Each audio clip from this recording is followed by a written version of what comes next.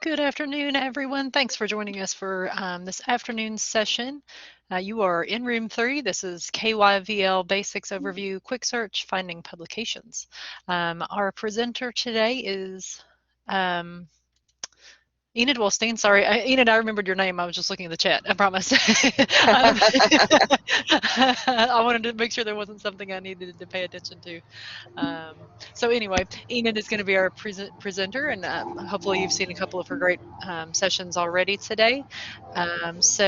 Lauren has also put in the chat there the link to Stream Text captioning service. Captions are also available within the room, and as well as a link to Enid's handouts. And no worries, Lauren, you're doing a great job. So Enid, I'm going to go ahead and turn it over to you. Wonderful. Thank you. Good afternoon, everybody. I'm happy to be here with you. If you have been in my previous sessions today, this is going to be a repeat as far as covering the administrative things that I want you all to be aware of.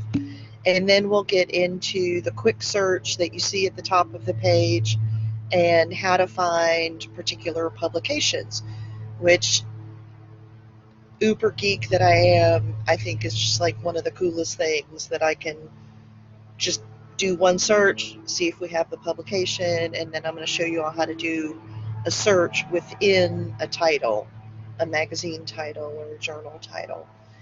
Okay, so administratively, we're here on kyvl.org. If you need to reach me, the best way is kyvl@ky.gov. That way you don't have to worry about remembering how to spell my name. I know it's not easy.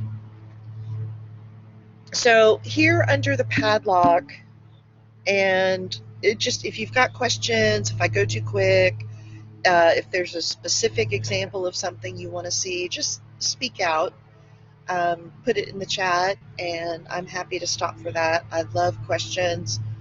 Love, love, love questions. I was a children's librarian once upon a time with puppets. I did puppets, and I miss that because being face to face, you've got your audience and you've got that interaction. So the best thing for me, if you can throw out some questions, that would be great.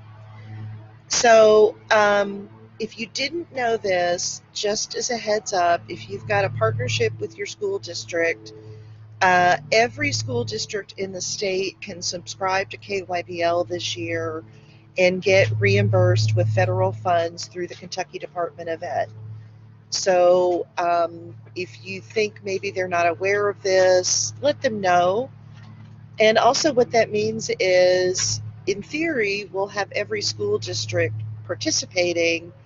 And what students can do and what you can do is request the password by email. So when they're in school, access is seamless. There's no login required. But away from your network, away from the school network, they need to log in. And if they don't have their district KYVL password, they can use this padlock. And they can log in here if they already have it, but you use this request password form. And if you're in a public library, you can use this too, but you have to have an email domain that's unique to your library. That's how we know who's who and who is authorized user in Kentucky.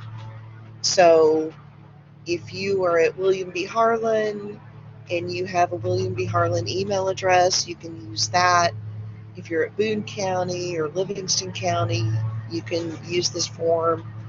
And same goes for all the school districts. They can use their student email, school email. Using Gmail address or Yahoo or iCloud is not going to work because that could be anybody from anywhere. So it does have to be an email address that we can recognize. Also, under For Librarians on the menu, we have this Librarians Toolbox. And I'm going to go to Handouts and Outlines over here on the left. I have just updated posters, flyers, slide decks about the new academic standards for library media. We've got PowerPoints for elementary, middle, and high resources. So let me show you the poster first, and I'm sorry for those of you, this is a repeat. This is our K-12 resources poster. It's an 11 by 17. If you want the original of this to make changes, feel free to ask me for that. But what it does is tell you, so let's look at Explora on line 4. Explora has encyclopedia articles, magazine articles, newspaper articles, images and video. It has primary sources, and then it also, the last half of the poster is tools. So text-to-speech, translation, Lexile, citations, Google Classroom integration. So it's great just for a quick glance, what's in that resource and what tools are available.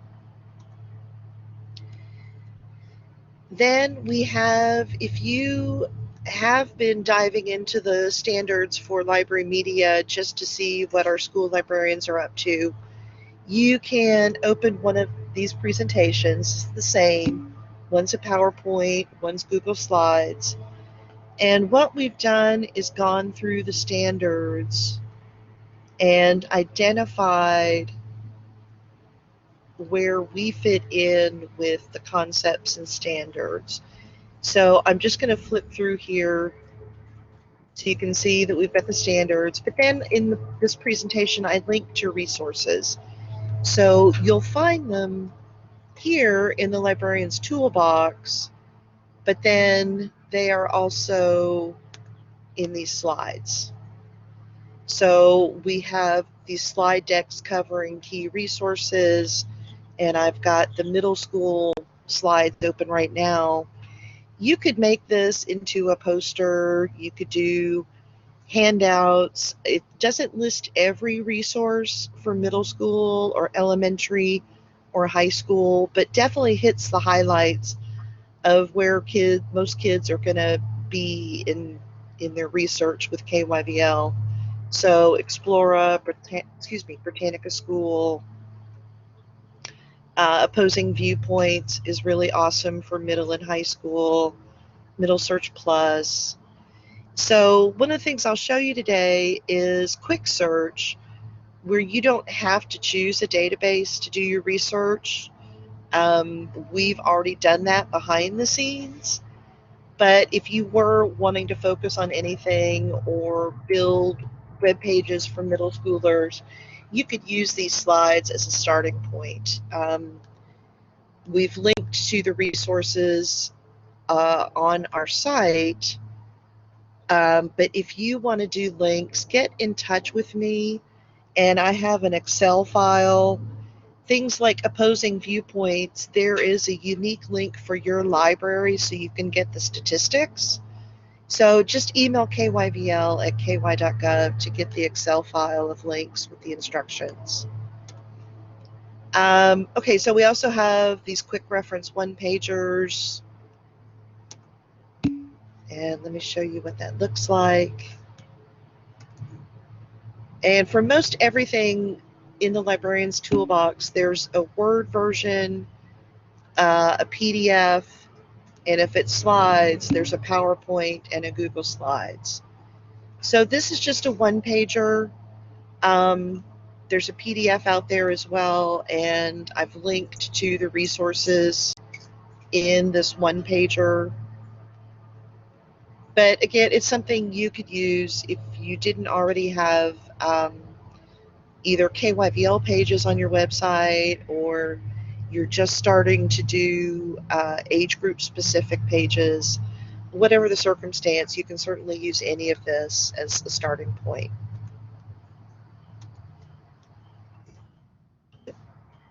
Don't want to mess up my slide.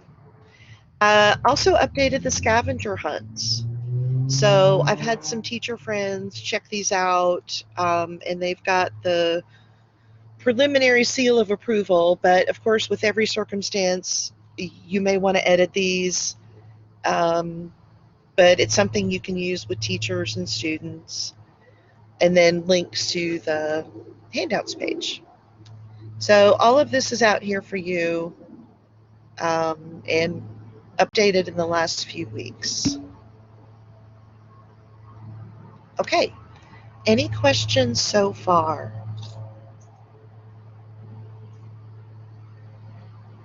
Okay.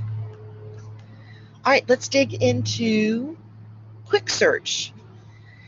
So we have this QuickSearch that we get through EBSCO, and there are categories, audience types under this. So if I needed something for elementary, I could just go here, and cats is always a good one. So I'm going to click go. And since I'm away from my office, you all can probably hear the mower in the background. I'm going to log in.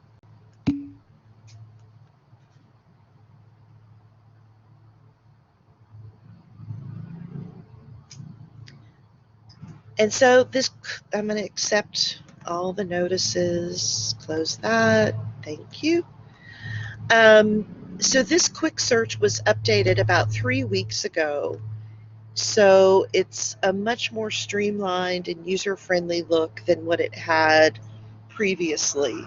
And this is the direction. EBSCO is going to be making some changes in 2022 to other interfaces. I don't have a roadmap of what they're making changes to, but expect things more like this. Just more user-friendly, less clutter on the screen. The refined results tools are across the top. So if I wanted to focus in on magazine articles, I could do that. But I'm going to open up this research starter, which is an encyclopedia article, and then I can download it.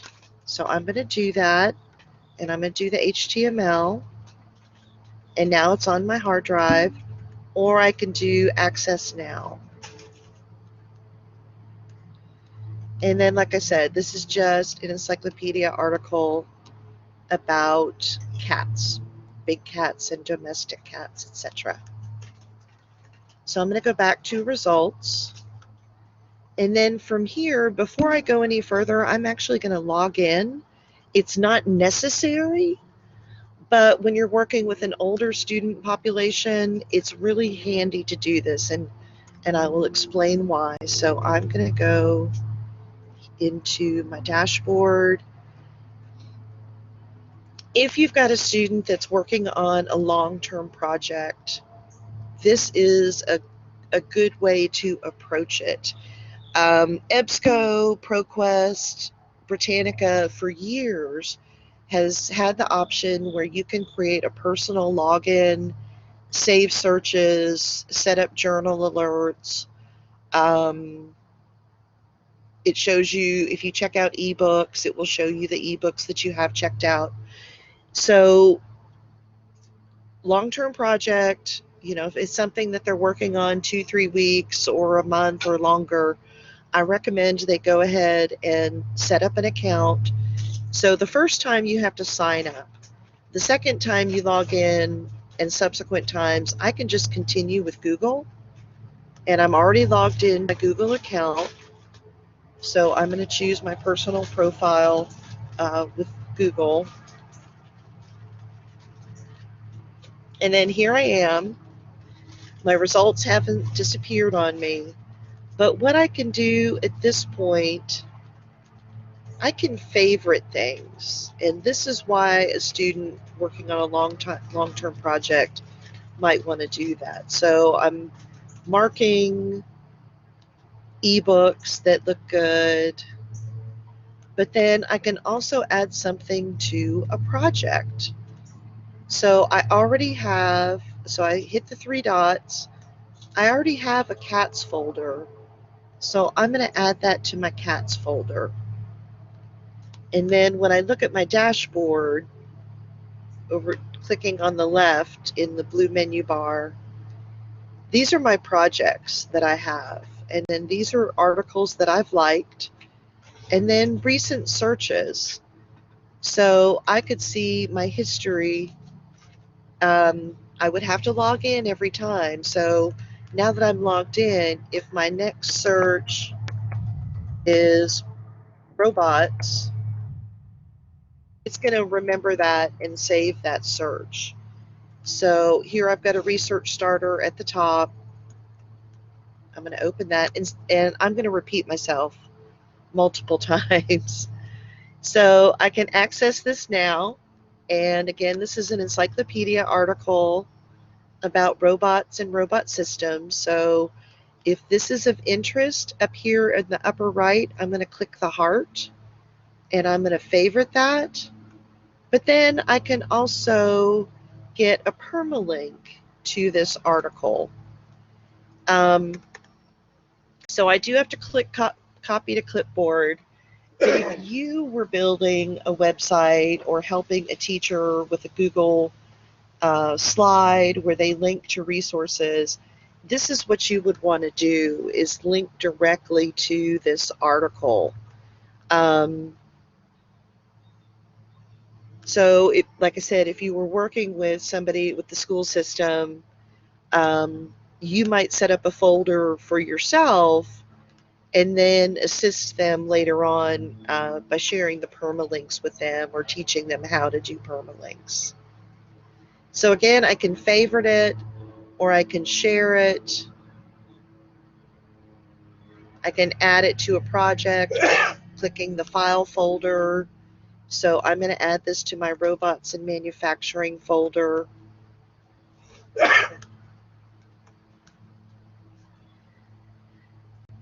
And then if I just want magazine articles, I can click under source type and click magazines and apply that filter. And now I have different articles that I can look at. This one's from Time Magazine. I've already favorited it, but I can add it to a project.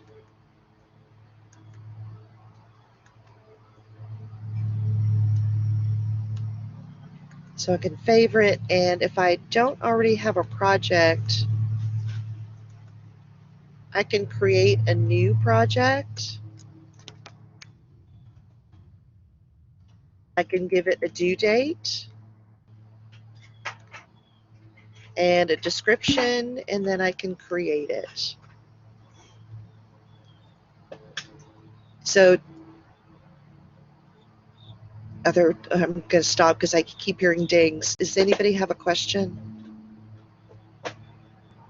Well, yes, Enid, I have a question.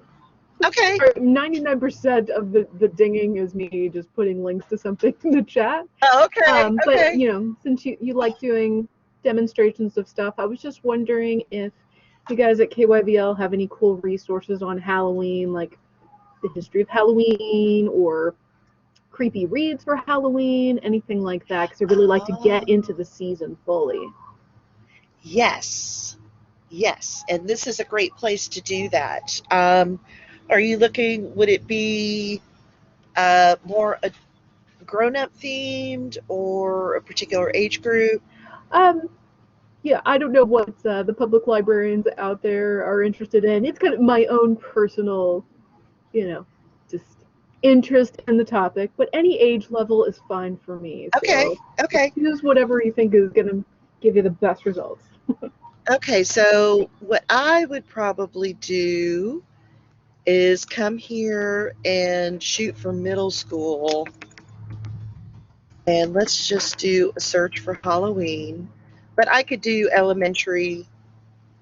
I could do any topic. So I could do Halloween. And I'm a fiend for Halloween. It is my all-time favorite holiday. Just love it. Okay, so we've got Halloween customs. We've got a nonfiction book. History, meaning, and traditions and celebrations of Halloween with photographs, and that's an ebook.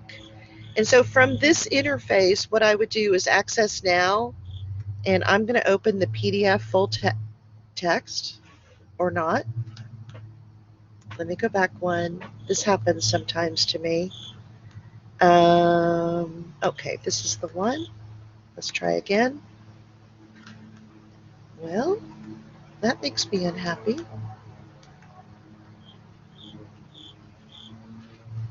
Let's see if it's the ebook or we've got Halloween Hunt. Oh, gracious sakes. Okay, changing browsers. Let's just try again with Microsoft Edge.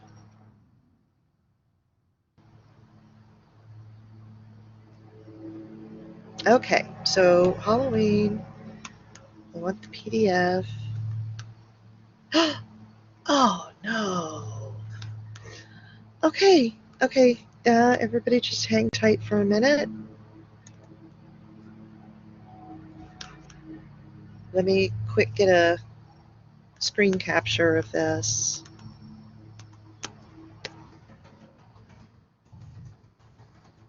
I can send that to EBSCO. All right, if this happens to you, do let me know.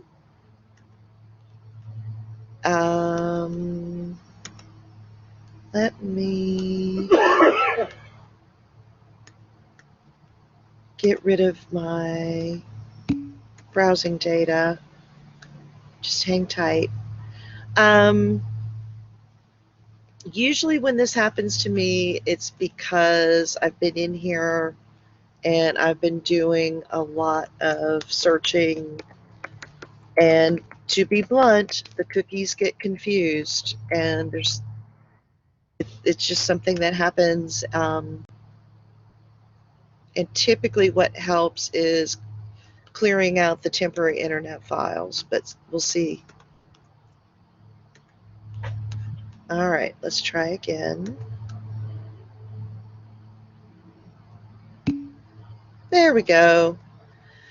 Okay, little tech support tip there for you. Clear out your temporary internet files.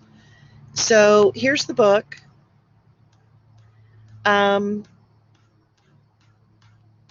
So let's see what we've got. We've got celebrations, we've got spooky things. Let's go to Spooky Chapter 3. Okay, so this is not a middle school book. This is an elementary, definitely early reader. But you see what I'm doing. So I did middle school, Halloween. I'm going to go back. And if I was looking just for magazine articles, I would do the filtering.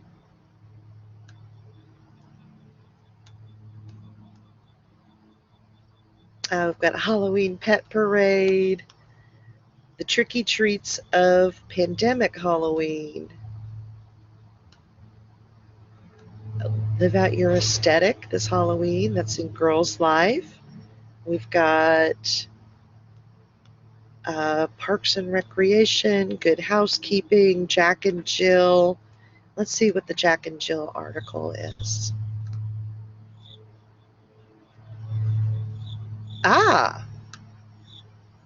So it's fitness. Oh, this is fun. Ghost dancer, do jumping jacks in slow motion, waving your arms and bending your knees.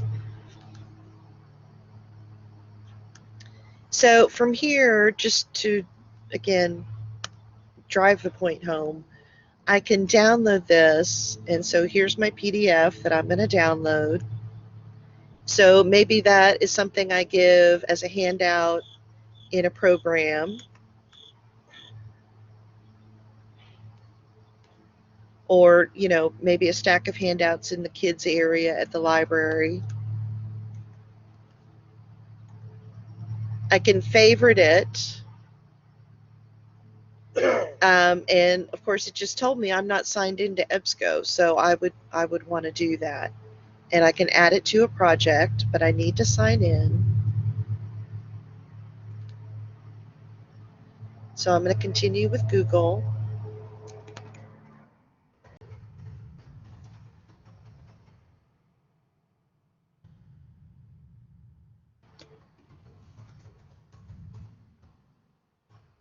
All right. Give me 1 second. I've got the two-factor going on.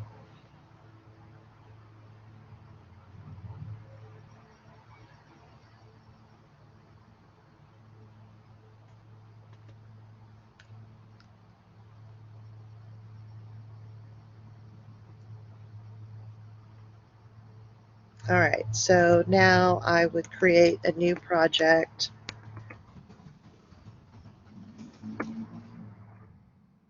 And create. And so now I haven't lost it. I've got this article saved into my projects in that EBSCO Discovery, that QuickSearch interface. And so that's what the PDF looks like. Excellent. Eden, thank you so much. I just wanted to kind of add on to the question.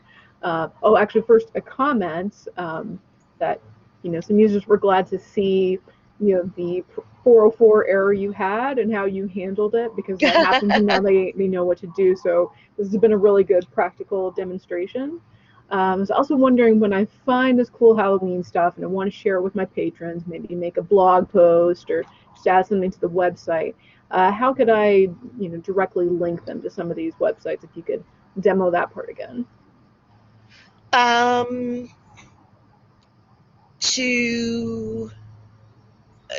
you saying to articles?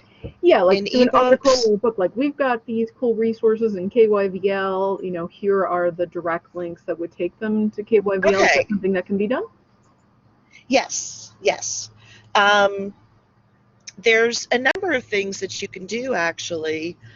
I'm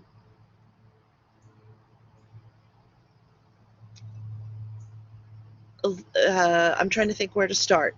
So if you wanted to put together, say, a little, and with Google Slides, it's so easy these days, to make a website or to do a slide and then post the slide on your site.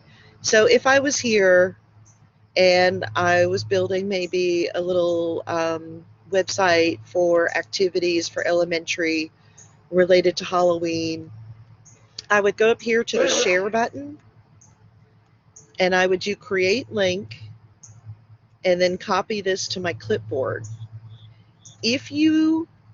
I'm going to close this for a minute. If you go up here and copy the URL in the web address bar, that will not take you to this page. It just won't. So you're going to want to go to share, create link, and then copy to clipboard. And then you see you've got this unique identifier at the end, and that will take you to this page, to this article. Another thing that you can do, something else that I want to show you all, if you wanted to, as an aside to that, I already said that you could do direct links to databases. So if you wanted to build a database page with links to, say, the eBooks collection and Explora and Britannica School, get in touch with me, because if you copy this link, if you can see down in the bottom left-hand corner, it says kyvl.org/BSM. That's not going to work for you, because behind that friendly URL is a much longer web address. So just get in touch with me and I will get you the file for your library. So let's do, let's go back and do a new search. And and let's do Halloween again. So how about we'll just leave it Halloween. And so what I did before was change the source type to magazines. So this time around, I'm just going to do ebooks. So I could build, and I would have to look at my subject headings. So this is a nonfiction book. This is juvenile fiction, emergent reader chapter high-low book. Halloween explores the history behind this yearly custom. So maybe I wanted to build a middle school page with some Halloween themed ebooks. So what I would do is open up the PDF full text of this ebook.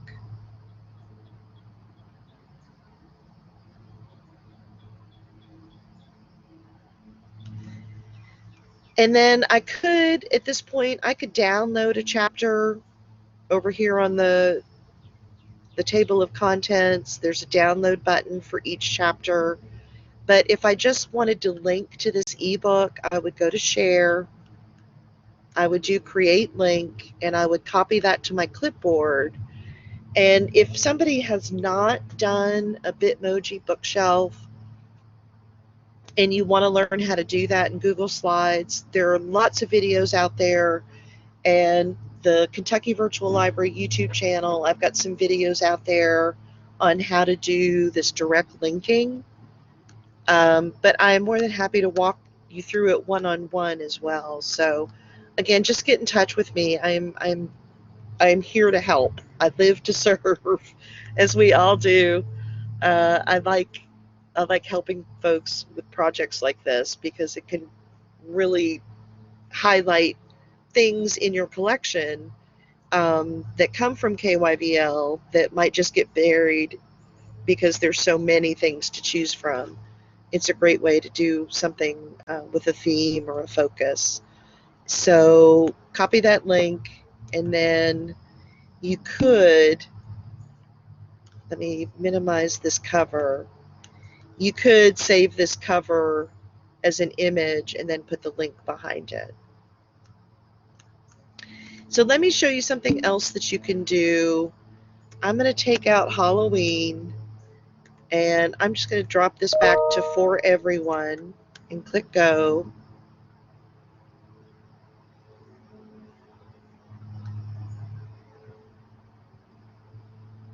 And then the next thing, in the time we have left, I want to show you all how to find publications.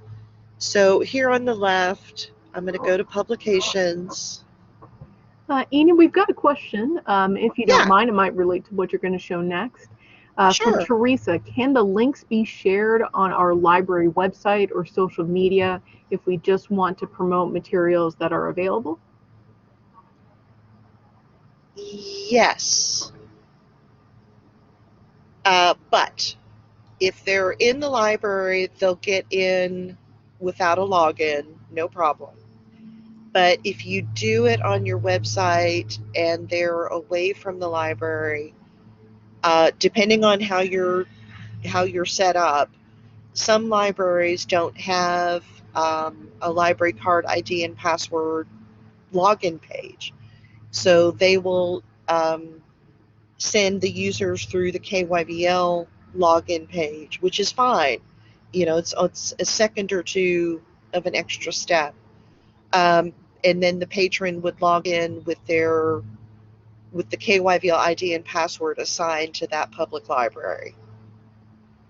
So that's the only thing to keep in mind, that if you do a page, what I've done in the past, when I've done a slide or two on a particular topic, I'll put like a shelf label in saying, if you are at home, you will need to log in, and then I'll do a second shelf label right on the shelf below it saying, go here to request the ID and password.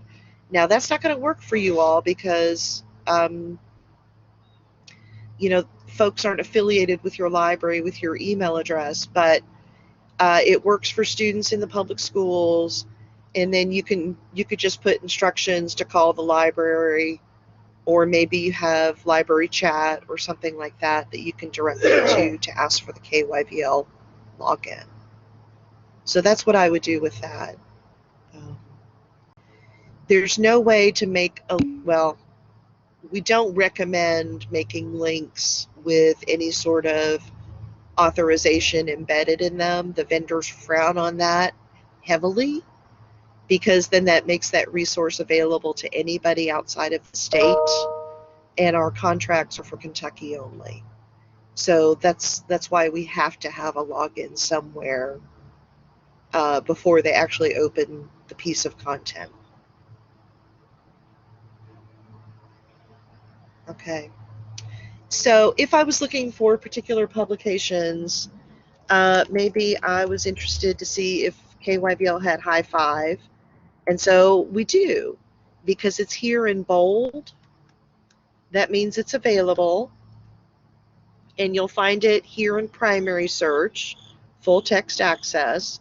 So I'm going to click on primary search, and then I'm going to sign in with my Google account. And then from here, there's two things I can do. I can go to a particular issue over here on the right. If I wanted to flip through the articles in the October issue, I can do that. But over here on the left, where it says publication details, right above it, it says search within this publication. And this is my most favorite thing to do.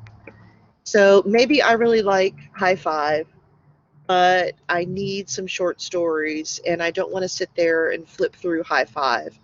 Or maybe we used to have paper copy of High Five, but we had to drop it because of budget cuts, or needing to put money into e-resources instead.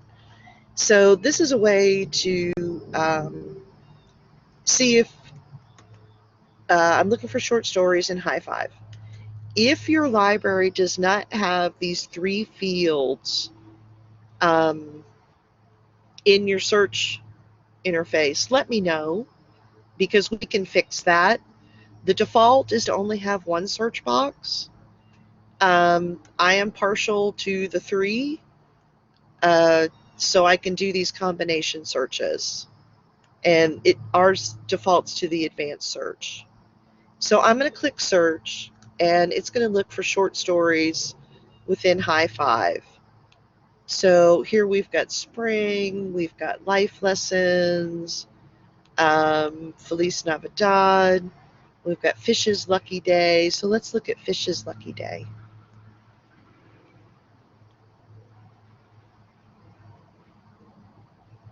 And so here's Fish. I'm going to do the 2-page view, and I'm just using my arrow keys. Oh, this looks cute. I'm just using my arrow keys to go back and forth. And then from here, if I was a teacher, I could put this in Google Classroom. If you have a Google account, you can put this in your Google Drive.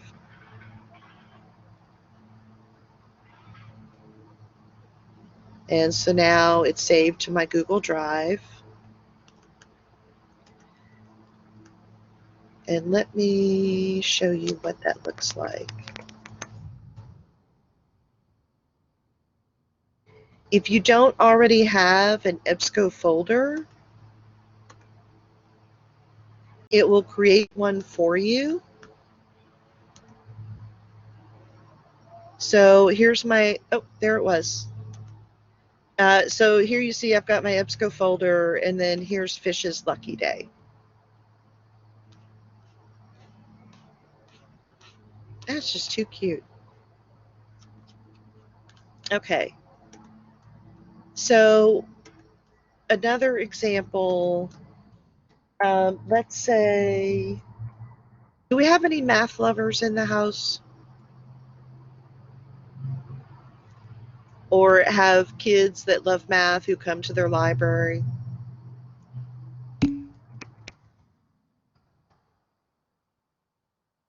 If you do, I use this one with my son who's 11. He just loves math. And some of you may have heard me tell this story someplace else, but he was really struggling to do his daily reading for school because he wasn't a big fan of fiction. And, we would get books from the library, we would buy used books, we had big library here, plus books that I had inherited from my childhood, and he just so wasn't into it. But then I heard about Scholastic Dynamath, which we have, and this is a magazine from Scholastic for grades 3 through 5 that combines literacy with math. And I just about lost it because it was the perfect solution. So we've got Scholastic Dynamath in 3 different databases.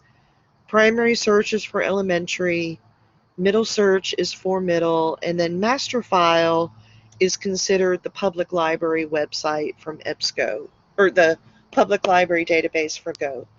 So here I'm in Scholastic Dynamath, and I can go to a particular issue. So here's May, June. And what I would do for my son, let's look at one of these, a whole new chip. And so this one's really short, but some of them are multiple pages, but it has a piece of text or a whole article to read, and then it has math questions that go with it. So here we've got one about making math observations. So I am just a huge fan of Scholastic Dynamath. Oh, and here's an article about Among Us. And so here's some text. And then here's some math exercises to do that go along with that text. So for my son, it helped him because he got his literacy time, he got his reading time in, but he got to do something he enjoyed at the same time. He's much better about reading now than he was a couple years ago, but this was a big help. So again, what we're doing is from kyvl.org. You can do for everyone. You don't have to choose an audience type, but I could also look for a title here. So I could search for Scout Life, which used to be Boys Life.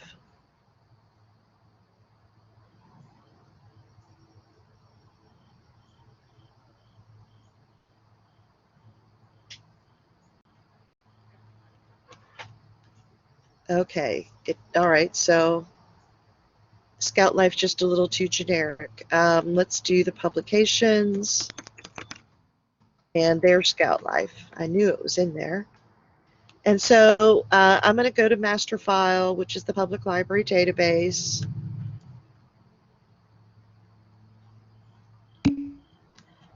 And I know we're almost out of time. I want to show you one last thing. So I'm going to go to 2021. So let's see if they have any fun activities or Halloween things. So here we've got Halloween. Let's see what that is.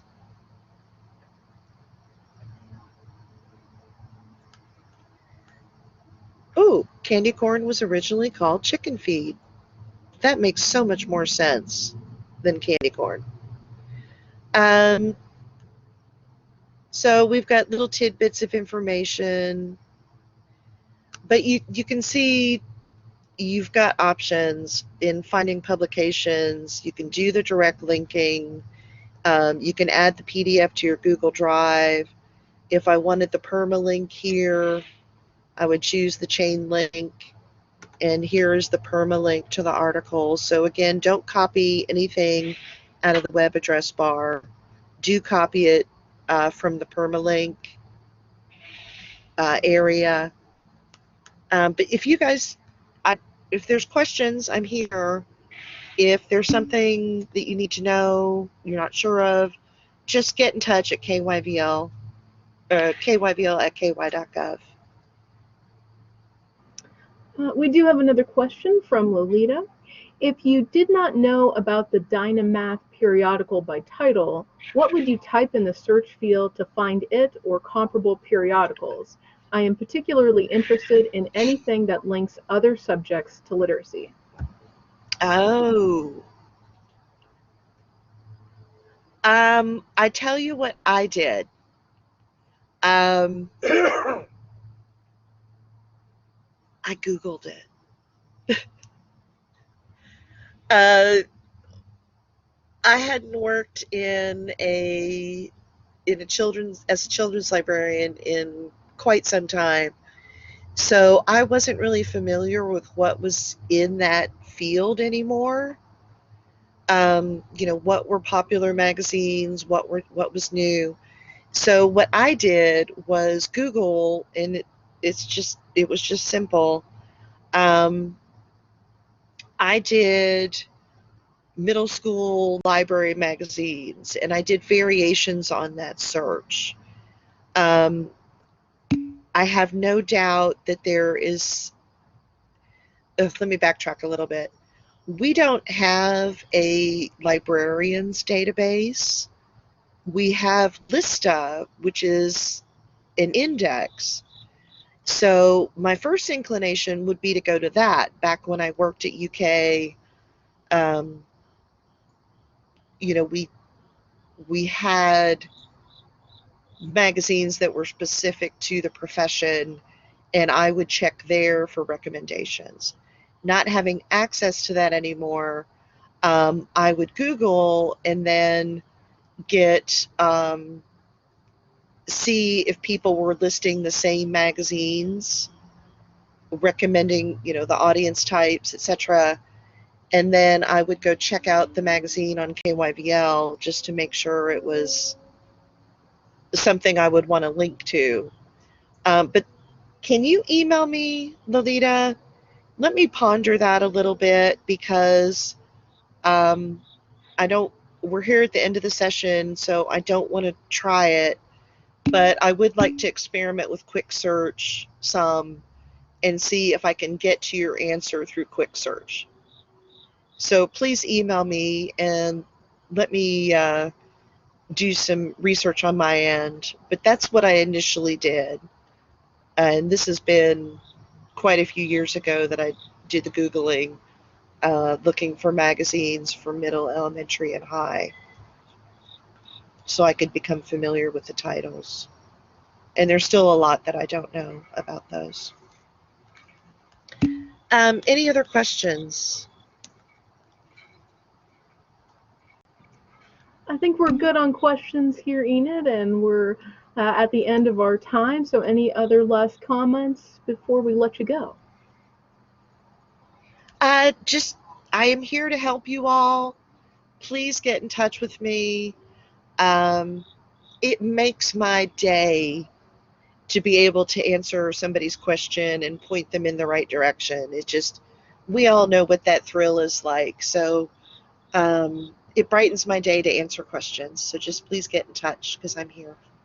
Excellent. Well, Enid, you are a gem. We really appreciate all the great content you've shown us today, and I'm sure we'll be in contact again soon, because there's always something new on KYVL that you're teaching us about.